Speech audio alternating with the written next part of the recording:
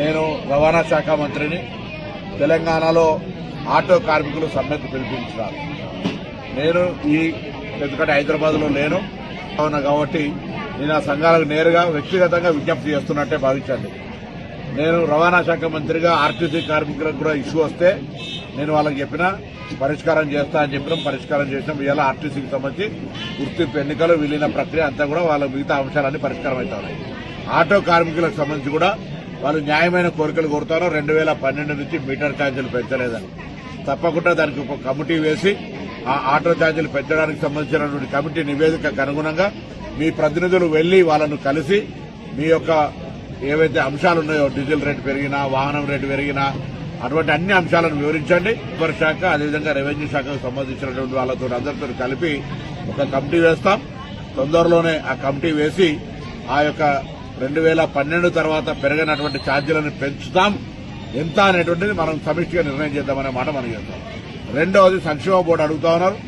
Labour సంక్షేమ board కావాలంటే కార్మికుల పక్షాన సెస్ వసూలు కావాల్సి వస్తుంది. దానికి కూడా నేను అన్ని సంఘాలను కోరినా సంక్షేమ బోర్డు వేయడానికి కూడా కేబినెట్ అనుమతి ఇచ్చింది. దానికి సంబంధించిన విధి విధానాలు చేసుకోవడమే కాబట్టి ఆ సంక్షేమ బోర్డు కూడా వేస్తామనేటువంటి మాట నేను ఈ సందర్భంగా కోరుతాను. ఇది కాక ఆటో కార్మికుల సంక్షేమం దృష్టిలో పెట్టుకుని వాళ్ళ దగ్గర అంత ఆర్థికంగా ఉండదని హైదరాబాద్ లో 1,50,000 రూపాయలతోటి ఎలక్ట్రిసిటీ ఆటోలు కొనుక్కోవడానికి కానీ లేదా ఈవీ ఆటోలుగా రెట్రోఫిట్మెంట్ అంటే పెట్రోల్ డీజిల్ ఆటోలు లేకుండా ఉండడం కొరకు వాటిని ఈ విధంగా మారుస్తా ఉన్నాం. అది కాక స్క్రాప్ చేసుకుంటే కూడా కొత్త ఆటో కొనుక్కోవడానికి సహకారం చేస్తా ఉన్నాం. ఆ విధంగా హైదరాబాద్ లో ఎక్కడ కూడా డీజిల్ పెట్రోల్ గ్యాస్ ఆటోలు ఉండొద్దని, ఈవీకి కన్వర్ట్ చేసుకోవడానికి వాళ్ళ దగ్గర ఆర్థిక స్తోమత ఉండదని 1,50,000 రూపాయలు ఇస్తున్నాం. కాబట్టి దయచేసి ఎక్కడైనా సరే ఆటో కార్మికుల సంక్షేమానికి ప్రభుత్వం కట్టుబడింది. మేము ఎన్నికల్లో చెప్పిన వాగ్దానం ప్రకారంగా మీరు 12,000 రూపాయలకు సంబంధించి గ్రామీణ ప్రాంతాల వాళ్ళకు కూడా ఏ విధంగా చేయగలుగుతాం. ఆర్థిక ఇబ్బంది ఉన్నది. మీ అందరూ కూడా గ్రామీణ ప్రాంతాల్లో రవాణా సరఫరాకు సంబంధించి కష్టపడేటువంటి వాళ్ళు మీ జీవితాల్లో కూడా న్యాయం జరిగే విధంగా ప్రభుత్వం ఆలోచన చేస్తూ ఉంది. ఏ విధంగా చేయాలి, మీకు ఏ విధంగా లాభం చేయాలనే ఆలోచన కొద్దీ తప్పకుండా మేము ఈ సందర్భంగా మనవి చేస్తూ హైదరాబాద్ లో 1,00,000 ఇళ్లు కడతా ఉన్నాం. ఇటు ఆర్టీసీ కార్మికులతో పాటుగా ఆటో కార్మికులు కూడా వాళ్ళు అప్లై చేసుకుని వాళ్లకు అంత పెద్ద విలువైన స్థలాల్లో కట్టే ఇళ్లకు అర్హులు కావచ్చని మేము కోరినాం. ఈ విధంగా అన్ని రకాల వాళ్ళకు 200 యూనిట్ల కరెంటు ఫ్రీ ఇస్తా ఉన్నాం.